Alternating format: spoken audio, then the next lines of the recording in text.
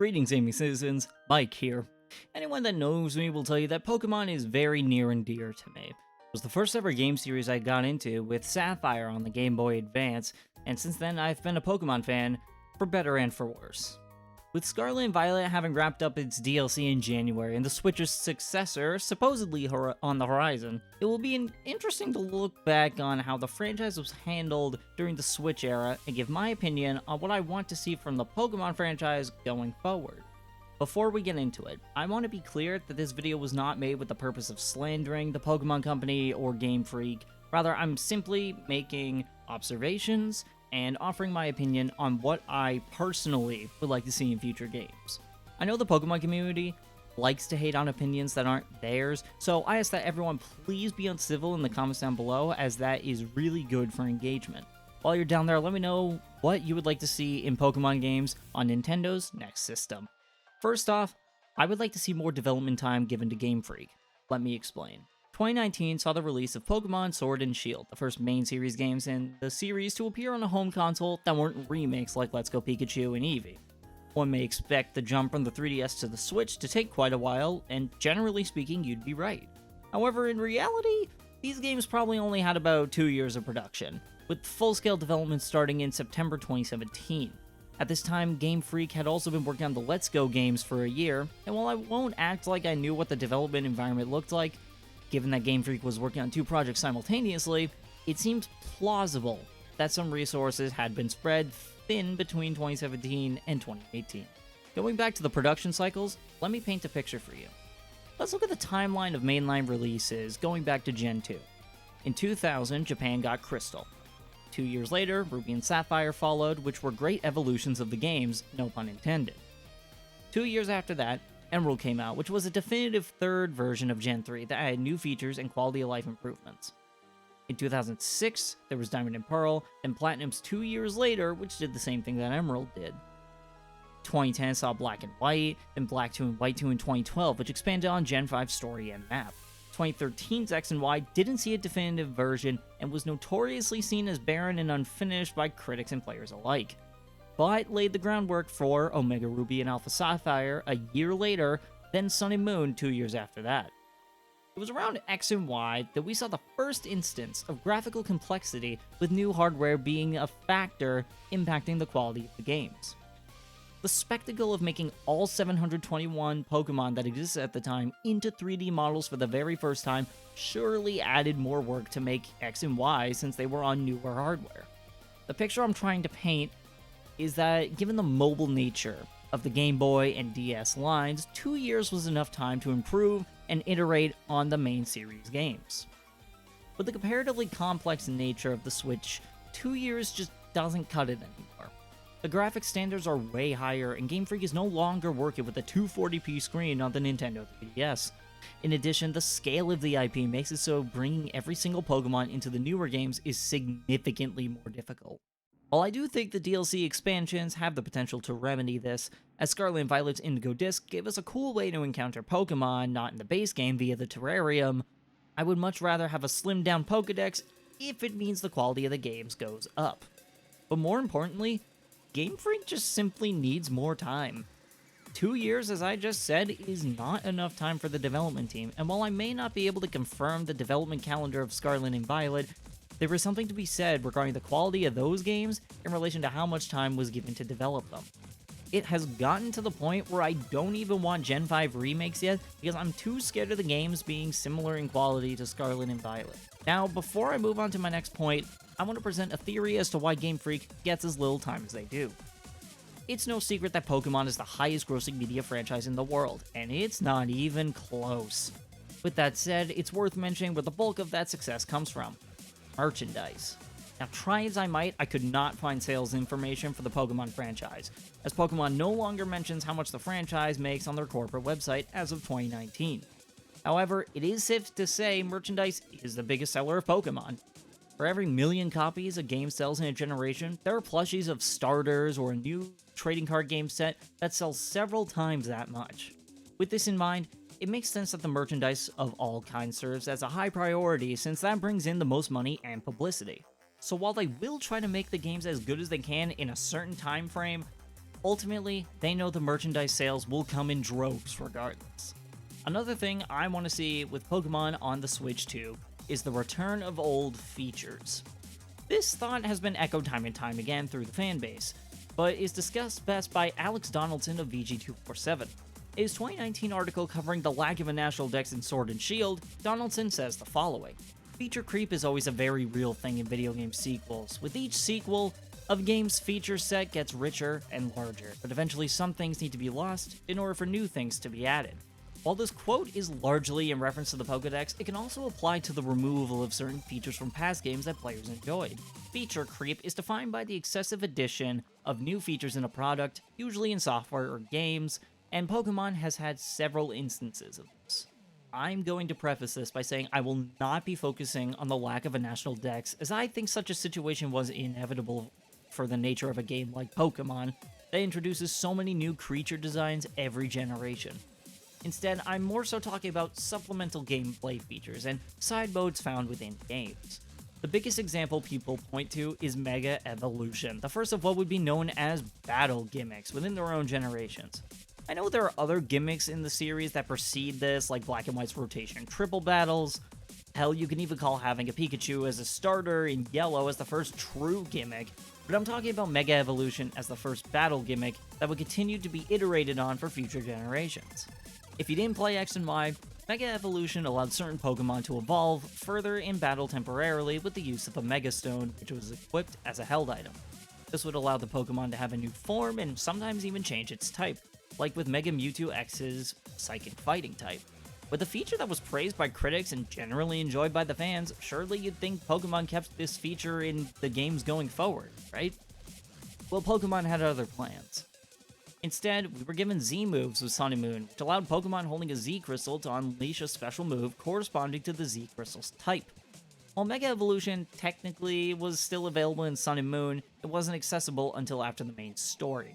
Not only that, but Z moves had their own flaws with how blatantly broken they were. With a single move, Pokemon could easily kill an opponent that they reasonably shouldn't be able to have an advantage against.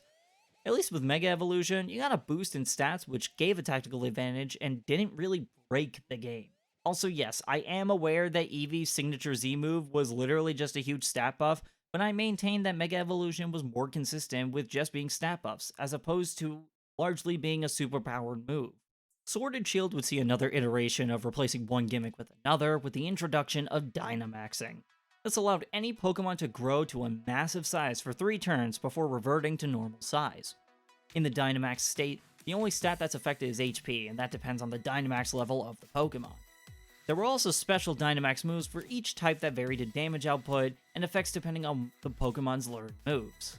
While I didn't really mind this feature, a lot of fans were not too enthusiastic about it because it just wasn't as fun or enjoyable as the aforementioned Mega Evolution. Fast forward to today, and we have terrestrialized Pokemon in Scarlet and Violet. Yet another example of a gimmick that just powers up moves and isn't as enjoyable to use, as funny as the hats can look sometimes. The reason I went through a brief explanation of battle gimmicks in recent generations is because Pokemon should consider what features are actually enjoyed versus which ones are less than favored. Checking on what players actually enjoy and taking that into consideration when working on the games would be a monumental step forward. Companies like Atlas open surveys to players to gauge feedback on games, so it wouldn't be out of the ordinary for Pokemon to try something like this. The next thing I want to see for Pokemon on Switch 2 is better online support. To be clear, I don't mean battling or trading, but rather the raid systems that Pokemon has been using since Gen 8. I think raid battles can be really cool, and I generally enjoy them in Sword and Shield. In Scarlet and Violet, however, creating and hosting lobbies is hardly functional. When connecting online, you're met with a selection of raids to join. When I tried joining one of the raids, though, it almost never lets me in, and I'm met with a "can't join raid" message. I've spent more time in this menu than in actual raids in the game, and that's just sad. If that wasn't bad enough, if I actually do get into a raid, the battle system feels completely broken, especially in the higher difficulty raids. I've had situations where the raid Pokemon will make like 5 different moves at once before I can even hit the attack button once. Before I know it, the raid is over because the raid boss swept my team and obliterated the raid timer. Now, I want to clarify that this could turn out to be a me problem. While I am presently speculating that it's Nintendo's Online being flaky with its service, It could very well be that the raids are supposed to let the raid Pokemon move several times in a row. It just feels like the game can't even keep up with itself, and is incredibly frustrating. The online features felt unreliable, and made the games just not fun to play. If Pokemon intends to stick with raid battles as a core mechanic, they need to make the lobby system reliable so people could just jump into raids without any connection issues or can't join lobby errors. The last thing I want to see with Pokemon games on Switch 2 is DLC that matches the quality of the base game. When Sword and Shield introduced DLC for the first time, with the Isle of Armor and the Crown Tundra, I was excited. I saw it as a way of bringing back more older Pokemon, adding more story to the game, and in general, adding more enjoyment to what is still one of my favorite generations. Yes, I said Gen 8 was one of my favorites. Feel free to judge me in the comments because of my opinions. I already knew this was coming when I chose to make a Pokemon video. When Isle of Armor came out, though, there were some letdowns. First off, it had a really short plot, which was just training a new legendary Pokemon, Kubfu. The only other thing added to the Isle of Armor was a side quest involving looking for 151 Alolan Diglets to get different Alolan form Pokemon in the game, the likes of which were incredibly tedious. The second expansion, however, titled the Crown Tundra, offered a bit more in the way of content, but not by much. In the Crown Tundra, it was more focused on legendary Pokemon, as it introduced Calyrex and one of two Versia-exclusive horses, two new Regi Pokemon resembling the trio from Gen 3, Galarian forms of the bird trio from Gen 1, and the ability to catch legendaries from every previous generation through the Dynamax Adventures game mode. On top of that, over 100 Pokemon from previous games made a return via this area. With the volume of creatures added, you would think this was a really comprehensive expansion. While it was neat to see legendaries come back, critics were not blown away by the generic environments. Even as someone who liked Gen 8, I felt that the DLC really didn't have much to offer in the way of story or content. This notion of DLC lacking substance carried over into Scarlet and Violet, the Teal Mask and Indigo Disc expansions, exhibiting the same issues of trying to introduce some new creatures and story while also working in the addition of older Pokemon into the environment to be caught. Sure, adding in old mons while expanding the game's story and creating new characters is a big undertaking. However, the lack of fixes to things like the frame rate and graphical issues just makes the DLC feel just as unfinished as the base game. Simply put, the quality of the DLC in recent generations reflect the quality of the base games. If the base games are not improved, the DLC will also suffer. Let me summarize my points before I end this video. What I would like to see Pokemon do with the Switch successor is 1. Give Game Freak more time to make the games. The hardware is more complex than the handhelds of old, and Scarlet and Violet clearly demonstrate that Game Freak are being held back by strict time constraints solely because of merchandising and the need to release a whole generation in one fell swoop. 2. Consider bringing back features like Mega Evolution. No, I'm not saying this because I'm wearing nostalgia goggles. Rather, I'm more illustrating that you don't have to do something once and throw it away. If you want to bring back a Mega Evolution, maybe give other Pokemon Mega forms, that way you can expand which ones can Mega Evolve, rather than just copying and pasting the ones from X and Y that can Mega Evolve. People really enjoy these features, so bringing them back every now and then can be fun. And if we are going outside the barrier of battle gimmicks, bring back some other features from previous generations like, I don't know, rotation battles could come back, maybe something with secret bases from Gen 3, maybe something to do with the underground in Gen 4 but kind of modernized. Really, just see what old features worked and try to work those into the new games. 3. Make the online features actually usable. Raid battles are a really cool idea and can be super fun when they actually work, but when it's difficult to even join a lobby for one, it really kills the fun of the feature. Again, I don't know who manages the online infrastructure for raids, so once again take this with a grain of salt, and this could very well just be a me problem. 4. Make the DLC more substantial, even if it means more time is required to refine it. The current DLC, while not necessarily bad, have the potential to be excellent expansions, but feel held back similar to the base game they are an extension of. You can even make the connection that the DLC also needs more time. Also, no more 151 Alolan Diglets, that part was just not fun, period. It is my honest opinion that, if these 4 points are achieved, Pokemon can become just as good, if not better than it was in the DS days, which are largely looked back on as the peak of the series' quality by other creators.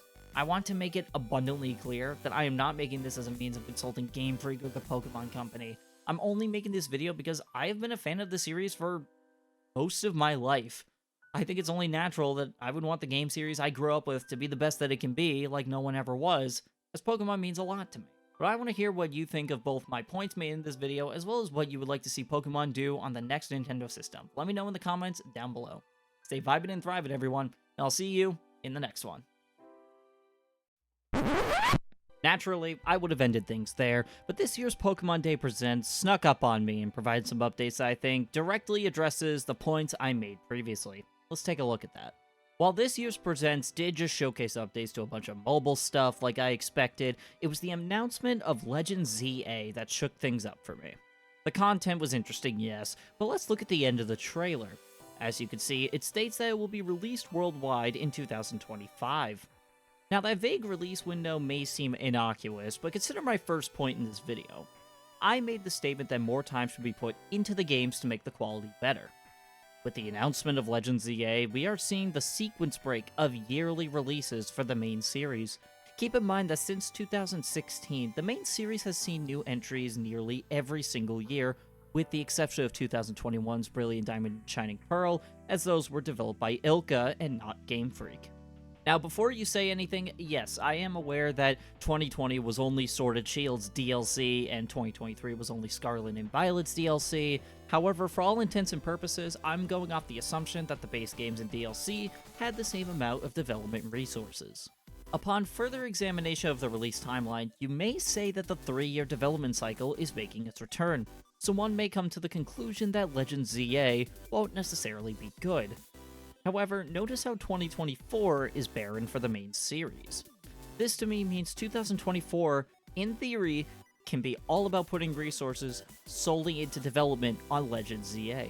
The picture in my mind is that while mobile games continue to get updates like Pokemon Masters and Unite, the mass majority of the team can spend time optimizing and building on what Legend ZA sets out to accomplish as a game. Is this speculative? Absolutely. But it shows promise that Pokemon can take this time to make a really polished product. While on the topic of Legend ZA, I also want to go back to my point about old features. While it was a split second in the trailer, we saw the symbol for Mega Evolution. Now it's clear this is because the game takes place in an older rendition of Kalos' Lumio City, supposedly from the little that we know, and not necessarily because Junichi Masuda scrolled Twitter one day and got fed up with the fan tweets begging for Mega Evolution to come back. Now, this doesn't exactly validate my whole Game Freak should bring back old features spiel, as we've yet to see the extent of the functionality it will serve in Legend ZA. As for whether or not more Pokemon will get Mega Evolutions, or if they're just gonna throw in the regular Mega Evolutions from Gen 6 and nothing more. But the positive reception to seeing Mega Evolution return might catch the attention of the creative producers. Again, highly speculative, and more of a pipe dream on my part, but nonetheless, this trailer could not have dropped at a better time when I was making this video. With this newfound information, what would you like to see from Pokemon on the next Nintendo system? Do you think the recent announcements are a sign of positive things to come, or do you think we may still be in a dark age of game quality going downhill? Let me know in the comments down below. Stay vibing and thriving, everyone, and I will see you in the next one.